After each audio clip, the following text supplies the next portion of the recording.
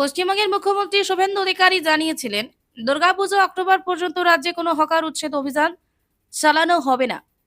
কয়েকদিন আগে hawkers joint action কমিটির সঙ্গে বৈঠকের পর তিনি পুর ও নগর উন্নয়ন দফতরকে এই নির্দেশ দেন। কিন্তু তারপরও হাওড়া হাসপাতাল চত্বরে রাস্তার ধারে ঘুমটি অস্থায়ী দোকানঘর সব বুলডোজার চালিয়ে ভেঙে দেওয়া হলো। বুধবার দুপুরে এই উচ্ছেদ নিয়ে ক্ষোভে ফেটে পড়েন দোকানদারেরা। তাঁরা বলেন, মুখ্যমন্ত্রীর প্রতিশ্রুতি পেয়ে আমরা কিছুদিনের জন্য সময় পেয়েছিলাম। আমাদের উচ্ছেদে নোটিশ দেওয়া হলেও আমরা পুজোর পর অন্যত্র সরে যাওয়ার চিন্তা ভাবনা করতাম, কিন্তু তার আগে মুখ্যমন্ত্রী কথার মান্যতা না দিয়ে জোর করে আমাদের দোকান আজকে ভেঙে দেওয়া হলো। আমরা গরিব মানুষ, কোথায় যাব? গরিবদের পেটে লাথি মারাই সরকারকে আমরা চাই না।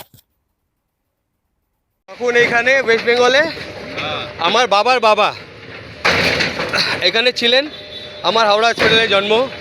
বাবা এখানে বুড়ো হয়ে গেছেন, কোনো দিন এইরকম হয়নি।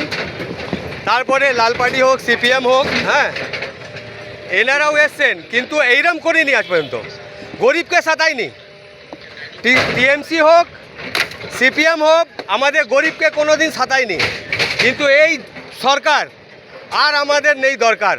পুরো লাইভ বলছি, এইরকম গরিবকে যদি সাতায় তাহলে আমরা এই সরকারকে রাখবো না, আর আমরা রাখবো না। দোকানে নোটিশ দিয়েছিল। তারপরে শুভেন্দু অধিকারী স্যার বলেছিলেন পুজো আগে কোনো উচ্ছেদ হবে না। দেখুন, আমরা ওই পেপার পড়ে আমরা চুপচাপ হয়ে গেছি কি চলো, আমাদেরকে তো কমাস সময় পেলাম, কিন্তু নোটিশ দেওয়ার ওই শুভেন্দু অধিকারী তাহলে কি ভ্যালুটা রয়ে গেল? এই যে দোকানটা ভেঙে দিচ্ছে, পেপারে টিভিতে আমরা দেখলাম কি না শুভেন্দু অধিকারী বলেছেন কি আর এখানে কোনো উচ্ছেদ হবে না।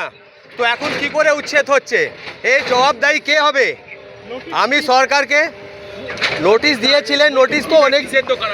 এই তো এটাই দোকান, এটা হচ্ছে আমার বাবা। হ্যাঁ, চাটা বিক্রি করি, তেলে ভাজা ভাজি, এই করে আমাদের সংসার চলে। হ্যাঁ, আমরা বহু বছর ধরে এখানে আছি। বাবা এই যে এখানে দেখান, বাবা আমার বুড়ো হয়ে গেছেন।